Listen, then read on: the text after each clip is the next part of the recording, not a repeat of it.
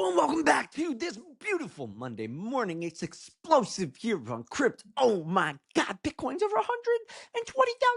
Holy shit. I mean, just look at this chart. This is pretty wild. I woke up this morning and we were actually in here way over the $120,000 mark in this 121. So this is a pretty insane number to see occurring in the Bitcoin ecosystem. Of course, when people started buying this thing, were they thinking it really had this potentiality to cross $100,000 to go to 120? I mean, are we probably going to see 200, 400 on the horizon? I think yes. I do believe that this price accrual is the response to something bigger going on. Obviously, it is the attention of traditional finance that it's become this adopted monetary asset more so than its technological capabilities. But let's also look into a bit of what's really happening here. Big crypto week in Washington as they push 3 bills. We're looking at Genius, Clarity, and anti-CBDC. We have the stablecoin bill in Genius, which is talking about how we solidify stablecoins. And of course, this really does fall under the current Fed Treasury regime, right? It is a company issuing these stablecoins that has to buy the dollars. It's the same as the dollar system. The Clarity Act, which goes into depth about how we can build companies, what they're allowed to do, what this code and its autonomous format can be, and the incentive and rationality to move from a centralized company to a decentralized protocol. This really being that you move from securities to commodities territory. Of course, an anti-central bank digital currency act, I mean, less interesting, like a stablecoin issuer under a centralized business can do the same thing. They can surveil you in the same way. And of course, the US, we have Palantir. We do surveillance state. We just do it through the private markets, and you can buy share values in their stocks like Palantir. It's a little different from the surveillance state that we see abroad. However, this is really bullish for crypto, but what's going on here is that we are actually seeing the dollar lose its value against Bitcoin, just as much as we're seeing Bitcoin gain against the dollar. We can see here the dollar's worst start of the year in decades. This is a price chart from the beginning of the year to the end of the year, and the dollar's value charting from the beginning to present day, and this is 50 years worth of data. And of course, you have Al Jazeera here, whose, probably main mission isn't quite pro-America, so they're incentivized to throw some spice in this and get us to divide amongst ourselves.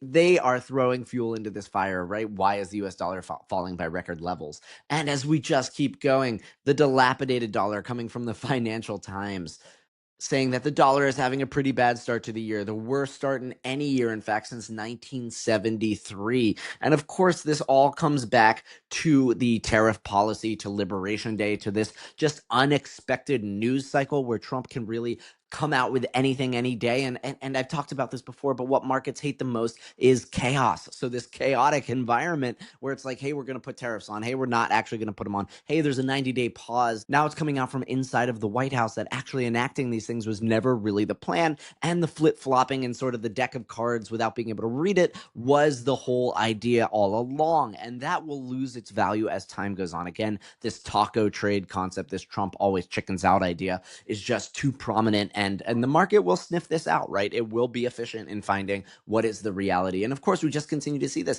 The dollar could continue to trade like a risky currency, Goldman Sachs warns. They're talking about the dollar trading like it's in an emerging market where, again, the government has a lot of control over the currency and it's really unclear because it's an unestablished place. And that's just kind of the world we're living in. And it continues to go on. You go to Investopedia, the dollar had its worst first half in more than 50 years. Well, it continues. So when we look at this, we do have to ask what's going on with Bitcoin. Is Bitcoin really worth 120K in dollar terms, or is the dollar just devaluing itself against Bitcoin, now being seen as a safe haven asset? Of course, we have more risk coming into the market, which is why Trump removing Powell is the market's most underestimated risk. And that's because Powell, as the chairman of the Fed, he operates under a private organization that sits outside of the government. Remember, the Fed is not part of the government. It is constructed by a board of people that own bank shares. The only people that can own these bank shares are the heads of very large banks. So what the Fed is, the people who set the financial policy moving forward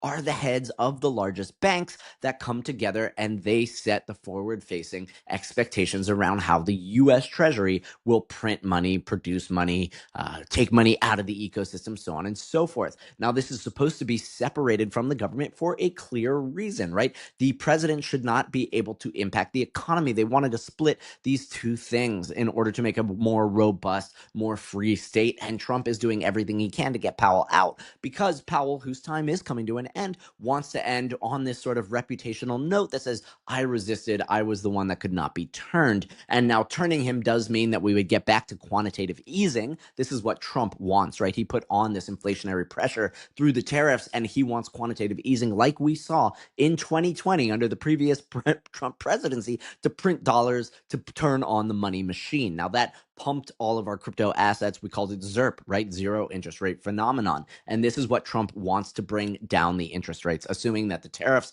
will pump them, that everything he's doing is so aggressive. He's added so much money to the debt. I mean, everything coming from the Trump presidency is very aggressive towards the markets. Of course, there's all these tax rebates for the wealthy, but if he can just print money, well, the market will go nuts and he can claim great success. So this is something that we definitely have to keep an eye on. Of course, whenever that quantitative easing does come, it will likely pump our markets and be a to the moon scenario. The question is, what does that do for the value of the dollar long term? And well, it might just continue down this trend. So get it while you can. Now, one thing to sign off on is that this weekend saw on Saturday the Pump.Fun token sale commence. It sold out within 12 minutes. $500 million worth of tokens were sold out within 12 minutes. Now, the largest holder has about $33 million worth across 5 wallets. One interesting thing that we did see was they had this go live on their site, on their platform, as well as across 5 different exchanges, maybe 4. I could have that wrong. It was like Gate.io, Kraken, a couple others.